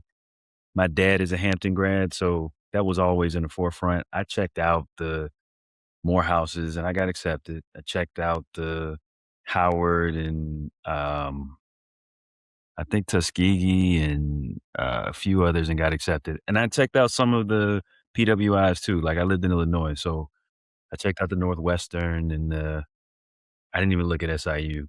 Um, but it was I got in everywhere I applied, but Hampton was just that thing because I'd been going there because my grandparents, both sets of grandparents, lived in Virginia too, and going so often. I got to see the campus as a kid, but then when I went back as a almost going into college, it's like, yeah, this is the one. I wanted to go to an HBCU, but I knew even at that young age, I would not been able to handle it because I was a party girl, and I don't think I would have went to class. I think I would have just ended up in a lot of trouble. I really do. But PWI, I didn't care about going to those parties, so it Right, was easy. No shade, no offense, but I just wasn't like it was easy to say no, but at right. HBCU, I'm like, I can't say no. Like, I can't. Yeah, these Yeah. are your party. These parties for you. Yes. So I think knowing myself was a benefit because I know it would not have been a success. So I made the right decision, even though sometimes I regret it, but it's okay. It was everything. Like I said, nothing that's meant for you will pass you. But it was definitely. I think for me, it was more necessary because I went to from elementary school until high school was all predominantly white or mixed. Hmm. I wanted to have a point in my life where it was nothing but people that looked like me around because I knew I wasn't going to get that forever. So I went because you have a lot of people that will say, "Well, you shouldn't go to HBCU because that's not realistic. That's not a realistic view of the world." I know that. That's why I want to go. Hmm. I want to get those 4 years or however long you stay of where I don't have to explain what it's like being black. I Hmm. don't have to put on a show or change how and not that you have to put on a show or code switch. Some of us just do I do it automatically and don't Me realize too. I'm doing it. Me too. Yeah, I try like now literally to try to unplug it and it's so ingrained. Yeah. Nobody taught me, I just did it, but And it mm, also feels safe. Like it feels safer to just code switch. I don't know. That's how it feels for me. Like I don't want to have to like slip up in too much of my Baltimore shows. And yeah, now I don't know. I limit my opportunities or I don't know. And then, but going to a PWI was very, not very, but it was a bit lonely because I felt like an outsider, and maybe I could have immersed myself in more. But all the schools I had gone to before were mixed, so I had black people to hang out with. At the PWI, I was like, where does anybody? Hello. Amen. Okay. Like I would be the only Black person in some of my classes, and that had not been an experience. It always had been at least 5 or 6 others. So I was like, "Oh my God." It was my first time, like, in those type of environments. So I was like, I wasn't nervous, but I was just felt like I just lonely and like I had no allies. Mhm. So that was a very different experience when it's like, there was always one. There's nobody. There was no, like, and I say this because I know my sister, she went to UVA, so she Mhm. had this, and there was no, like, core Black group. Eventually, I met some I think I met like 2 Black people, but by that time I was working Dang, full 2. time. Well, I was working full time by that time, and I was, like, a little older because I had gone to another school before then. I don't know, I was just, like, not as immersed into the experience by that time. I already kinda checked out. But what's funny is my brother went there after like, 10 years after me, and he was like, "It's real mixed now. It's so many Black people. It's so many people of color." I was like, "Well, congratulations." Can't Right relate. after you left, they was like, "Is you gone? Alright, let's go, let's go." They were like, "We gotta let everybody in." I was such a good example for my people. No, I don't know. But no, it was just a different experience, but I wouldn't say bad. And now it's like, that wouldn't bother me so much. But that was my first time and I was young. Yeah, I was older for college, but I was young as a human. right. So As a human as opposed to no, just like as a human experience. right, right. I'm messing. The journey had just begun, especially as an adult. So yeah. Yeah, nothing like good on I'm surprised you didn't go to, like, or, like, have parties at Morgan or Bowie or something like that. No, we used to go to, College Park sometimes, Mhm, which was still pretty PWI-ish. mhm. So I don't know. I don't know why that didn't happen. I don't know. I don't know. But it w yeah, I don't know what happened. It was just a weird time. Just a weird time. Maybe you're right. Maybe it was your path was redirected because something was waiting for you that you shouldn't have experienced. Mhm. Because not everybody's experience is the same. Um, I just know how much I loved it. I Mhm. think how much I loved it, how much I needed it. Um, because it was just like you felt in college. For me, it was, I think my code switch started to happen without me realizing it like early, like in elementary school. Mm. Cause I came from Georgia. I was born here, and then I was 6 or 7 when we moved to Illinois, to like a suburb out in Streamwood, Illinois, and everybody talked a certain way, and I'm like "y'all," and I have an extremely Southern accent. I was in College Park out here, Mhm. and when I go there, they can't understand me. So I think Oh, to make sure that they understood me, I would start mimicking how they talked, and then it yeah. became my second language, and I didn't realize when I had turned it on. Some of that is survival though. So we Yeah, have to acknowledge that. It's not always like I don't know, it's not always a negative thing. But depending on how you look at it, but you're not gonna always change the world. In those moments, sometimes you just have to adjust. yeah. Because I remember the first time I came to Atlanta, I was at a bar or something and I was meeting people and I was like, oh my God, I don't know what they're saying. I don't know. But I didn't say anything. I was just nodding my head. Yeah, 'Cause I'm in your home. You know what I mean? I'm at your house. So right. I was like, y'all crazy. What did she just say? Yeah. Whatever facial expressions they made, I made back. Wow. Like, Yeah. It was so when I watch old home movies about when we lived here, I can't even some of the stuff that I was saying, I was like, "What did I just say?" Because really? it was just very like I said, I was born in Crawford Lawn Hospital, which is now Emory. We were growing up in College Park by Welcome All Road or off of Welcome All Park off of Willie Road, and it was nothing but us. And it was very just like it is now as far as, like, the dialect, it was very heavy, heavy, specifically in that area, And it made sense to me because that's what I grew up around. I could hear it. My parents weren't born in Georgia. They were born in Virginia, but it was still somewhat Southern, but they could understand it. And I think that's why my dialect wasn't all the way to Georgia because of my parents. But when I moved to Illinois, when I come in the house, we still talk the way we talk. But it's something would snap on when Alan would come to the door and it's time to play football. Shout out to Alan coaching, by the way, in case you wasn't. When he would come to the door to play football, I'd be like, all right, guys, like, all right, so here, you're going to do a button hook, and you're going to come around. And I wouldn't hear myself You doing didn't that. have to go that far. It was close. You went far. No, I'm I was like, saying you could code switch slightly to no, you didn't have to go to that level. I literally would mirror what they would, and that's how they talk. Like, dude, they were that sounds exaggerated. they were like, dude, everything was dude, bro. Because my nickname is Trey because I'm Moses III. So my next door neighbor, there was a commercial that used to come on, and it was Mott's applesauce. And there was this guy named Trader Ricky because he would go to lunch and trade stuff for his apple. Yo, Spike, I got the Mott's. Yeah. So they would try to see if you was going to catch on.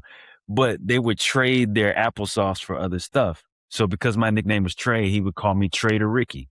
He'd be like, hey, Trader Ricky. We're like, dude. I would say dude. But I didn't recognize it. I was saying. And I still say dude, but I didn't go.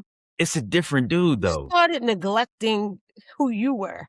That's what I'm saying. I didn't code switch. I code switch and still kept Selena in there. Like, so, you just neglected Mo. It wasn't. So I am over accentuating or over exaggerating. But it was pretty extreme. Like, but I wouldn't hear it until like my sister would make fun of me, even though she would do the same thing.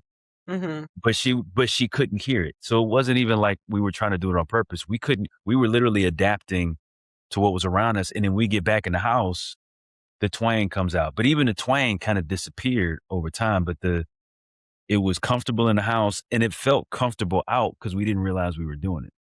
Like even now, if I'm at work and or if I'm just out and somebody comes in, it's the first thing I'm going to do is I'm going to talk. I'm going to make sure that, everything is accentuated when I'm on the phone and da-da-da. That's not me, but I don't realize I'm doing it until I catch myself. I don't know. I feel like you can practice because I used to, when I moved to LA, I used to record my voice. I would read something and record my voice to hear how I was articulating, like, certain vowels, the R's for sure. R's are very tricky when you're from Baltimore, but no, you don't say them. It's like hair, Baltimore, car. Like that's how you don't goes away. But I wanted to know how I sound so I could decide how I wanted to sound and play the game however I needed to play it. But when I started practicing my accent, practicing having like a more neutral accent, see, it just came out there a little more. But like a little bit more of a, but I still sound black. I'm not going to go that far because I'm betraying my people. Now you're making me feel like a turncoat. It wasn't that I won't even say it was going far because like I said, I wouldn't do it on purpose, but I think I was so inundated with this dialect that without realizing it, like I said, I was mirroring because at first it was y'all was the big thing. I remember that. I remember it like it was yesterday. My next door neighbor, I had just met him and I kept saying y'all because that's how I talk. And he was like, y'all? What is y'all? And I was like, I didn't understand what he meant. Like, what are you talking about? So I thought he was making a joke, but he was genuinely curious. He was like, what is y'all? And I was like, y'all, you all. I didn't know. I didn't know what a contraction or is it a contraction? Not a contraction. When you put two words together, it's a contraction, right? You know what I mean? Yes, I took y'all out for a little while because they were making fun of me. And then I was like, wait a minute, fuck y'all. Yeah. And fuck y'all. And I was put it back in there. So Yeah. it's like, I'm not gonna let y'all dictate. I mean, when you're younger, you do tend to go however you need to go or how you think you need to go. But over time, I was like, wait a minute. I'm starting to lose a little bit of, not a little bit, I'm starting to lose who I am or who my people are. And like, I'm not gonna have that to conform to what you wanna hear. Cause I Yeah. would meet people in LA, like, especially in the acting world, they're like, well, you'll get more roles if you sound different. I'm like, to an extent, I can try, but I don't want to. I feel like I'm neglecting who I am or Yeah. betraying who I am if you tell me to you know what I'm saying? Like, if you're like, "Don't sound black at all." Well, I'm not doing that. So, I'm just not doing it. I feel like college for me was a palate cleanser. Like I Mm, said, every now and again, I'm not to the point where I'll sound like that because where I work, it's on the east side, so nothing but black people come in anyway. Excuse me, not on the east side, it's on the northwest side, but nothing but black folks come in anyway. So it's not like I'm totally, like, completely, but it's just because have been doing it so long, I think, which was a bad thing, and I had to try to deprogram was I think I related professional to mhm, the King's English, which yeah, is terrible, but going to Hampton was definitely it hasn't cleansed everything out, but was a palate cleanser because when I'm in these professional classes, talking to these professional, distinguished professors who have all of these degrees, etcetera, we're not talking like we're not changing how we talk. We're speaking with proper English, but I'm not taking, like you said, I'm not taking the me out of it. yeah. I heard someone say because I was really insecure about my accent, especially when I first moved to LA. My accent was really thick, my Baltimore accent. And, I heard someone said, "People who matter or, like, people who are actually smart, they're gonna listen to what you're saying, not your they're not gonna say, 'Oh, you have an accent, so I'm gonna disregard you.'" Um, he was like, "Just don't say stupid shit." And Yeah, I was I'll try, but right. I'll do my best. But, that stuck with me, it really did, like, I still I went too far a little while in LA, like, with my accent, but then I came back to myself, I was like, "I'm tripping, I don't have to do all that, like, it's Yeah, okay. I know that I'm a kind, intelligent person, so I don't have to, like, even if I get the accent that y'all want me to have it up, but, like, to his point, if I'm saying stupid stuff, yeah, it's not gonna matter." Like, right. Do you understand the word that I said? Yes. Okay. yeah, yeah, Yeah. I think that's I it took some time, and then it also, like you said, it took not purposely here. Like I wouldn't record myself and play it back. I probably should have, but it would take me saying something in an environment where it was recorded, and I'm listening back not because it was recorded for me, but it may have been a call that was recorded. I'm listening back for notes, and I'm like, why do I sound like that? mhm. Or when did I sound like that? I don't even remember talking like that. But just hearing it would be nerve wracking. I'm glad you found your way. Yeah, I mean, because this young lady Selena just made me feel like a race traitor. So Those are your words, not mine. like a race traitor. Like what's your boy that just got in trouble for the British black dude that was basically saying that uh our slave accent or something like it sounded. I heard about that, I don't know who it is, but I heard about that. The dude that played MLK and Selma, I David know I something. can picture his face perfectly. He's like a brown skinned man. Yeah. Like, he's like your complexion. No, he's darker than me. No, well, who I'm picturing is. Yeah, no, David, maybe it's David, but the dude that played Selma, I forgot his name. I think it's David. No, that's the wait, he was in Selma? Yeah, he played MLK in Selma. Oh, I'm not picturing that man. Picturing I'm picturing a man who did play Martin Luther King, but not in Selma. Oh, his name is David though, right? The black guy in Selma or the Yeah, African dude? Yeah. yeah, He was like his comments were just way out of line. He apologized, but it was too late. Like he was basically saying because he was responding to Drewski in a skit that he did about how people from about black African, whatever, come over from England and get all of these American roles. He wasn't saying it was a problem. He was just making a joke about it because there have been other people who have commented and said it's a problem. He came on the defensive and was basically saying like something to the effect of playing that Southern role is he made it sound demeaning and slow and black Twitter and black Instagram and black whatever basically tore him a new one. So he came back and apologized, but it was kind of too late. yeah.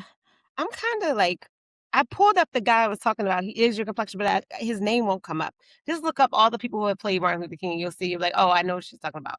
Anyways, but yeah, I'm kind of tired of hearing everybody's opinion online. I'm not saying this guy was right, but I'm tired of being outraged. Like, does Yeah. it really matter? Like, I know some things do, but does it really matter? Like, Yeah.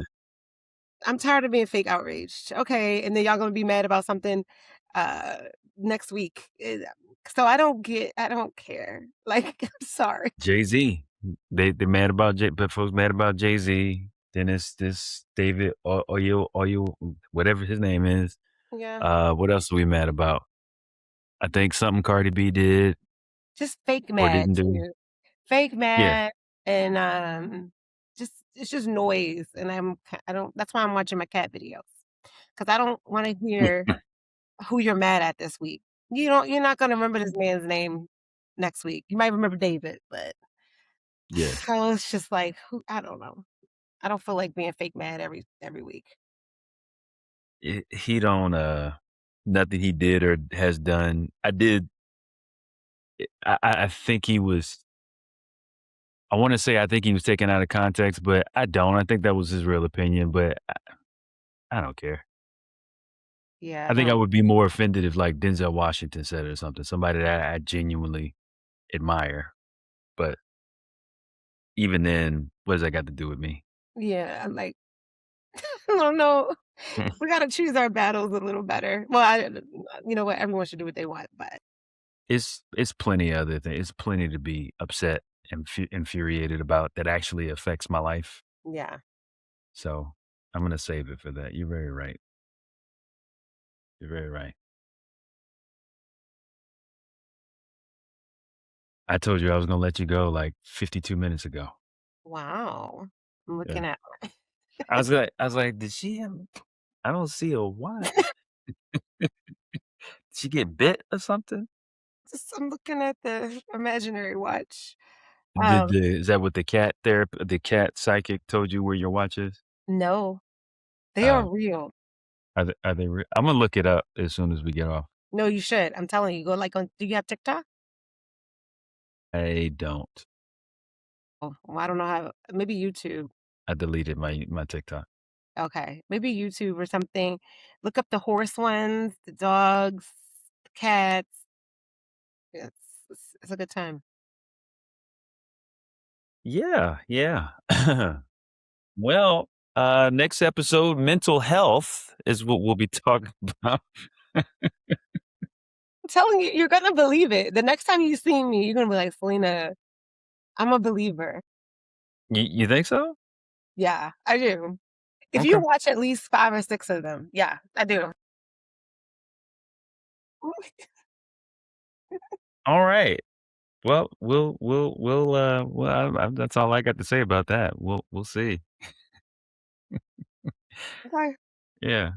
Don't worry about that invite to you plus Appy. I think I got something to do on that day whenever you send it. On today's episode, we're here with Mo and the cat psychic in the Right. studio. I have a cat. I'll be like, y'all didn't tell me this was damn. It'll be like those late night shows where they have 2 guests that don't go together at all, and Yeah. I have you sitting next to the cat psychic. It's Pope John Paul IV and MC Hammer. Yes. That's your What? episode. Okay, I'm gonna look them up. I'm gonna look Sure. a little bit of it up. Yes. Look at And we'll see. 5. Look at 5. I'm gonna look up 5. I'm gonna look at 5. I can commit to that. A horse, 2 dogs, 2 cats. Can it be a horse, 3 dogs, and 1 cat? I don't like cats. I used to not like cats either, but I have been converted. Until the the psychic? Not the Yeah. therapy. Not just psychics, but also just looking at the cat videos online. They're fun.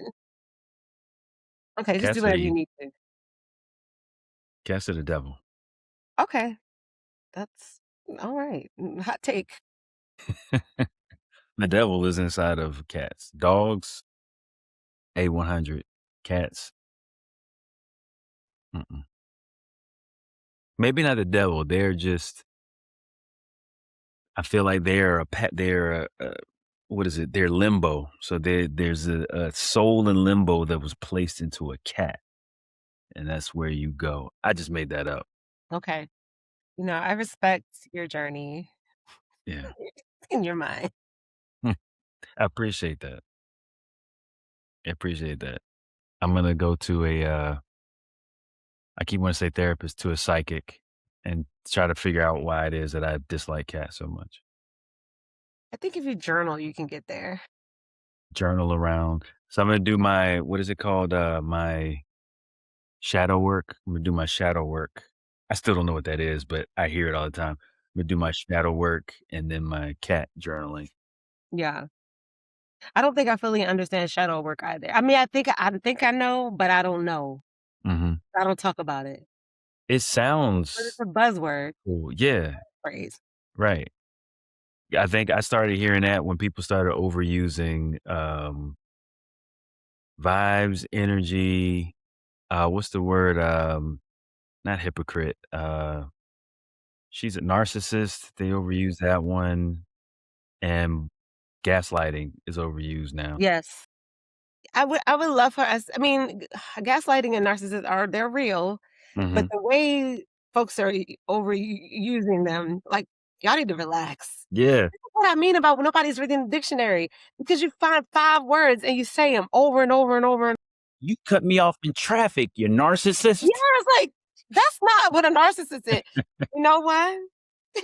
You don't know what you're talking about, but okay, you just heard a word online and you can't stop using it until you hear the next word online.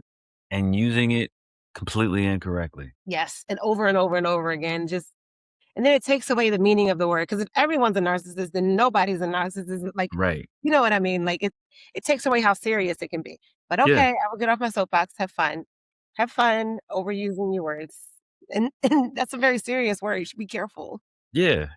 Swagger was mine when they started using swag in the songs.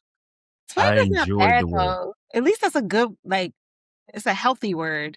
but it's still because then it became that swagger was anything that a rapper said, but swagger was Billy D. Williams. Swagger Mm, was that's true. Denzel Washington. That was swagger was my grandfather, my dad, but swag is something else that is not swagger. That's fair. That's fair. At least Yeah. it's not a mental health disorder, At like least it's not a mental health disorder. narcissism is a real disorder. You You're need to right. be diagnosed. It's You're a right. real thing that can ruin lives. Swag is not, unless you got too much. I mean, swag can ruin lives, you know? It could, it could, it could. You got too Swag much can ruin swag. lives. Yeah. Too much or none, but you think you do. That's problematic. I don't know. I don't know. I think swag's okay. Okay. Well, should we swag on out? That's Let's not that's not how you say it. see you let's see you can't even that's not even couldn't even be used in that. But I mean now you can Yeah. use it any way you want because they do. Well, you wanna end the podcast now because 'cause you're a narcissist. Because I'm a narcissist. That's what people would say. Listen, you're just gaslighting me. I'm not a narcissist, you're just gaslighting me. You know what? You're toxic, okay? That's You're toxic. gosh, you're so toxic. You're What? toxic. and you have no swag or too much swag. Just use all the words all the time. It's my toxic masculinity is what it is. Yeah, that's what's happening. Yeah. I open the door for you because it's my toxic That's masculinity. toxic. That's misogynist. Yeah. I'm misogynist. Oh, and because I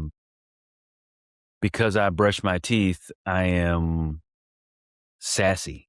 Gay. No. Yeah. I'm gay and sassy. That's it. I didn't yell at you. That makes me gay and sassy. So Hey, the fact that you were respectful, it's really gay. it's really gay. It's Like, really, really gay. who does that? You know what I'm saying? Like he But I should have want to know what you bring to the table. see, and I Mhm. am the table, and that's toxic. And there it is. I'm so tired of being gaslighted. That's just yeah. You didn't do your shadow work, and I that's didn't. it's obvious. I didn't. There we are. Miss Marshae, it's been quite a pleasure. Thank you for having me. Absolutely. We shall cross paths again shortly. Soon.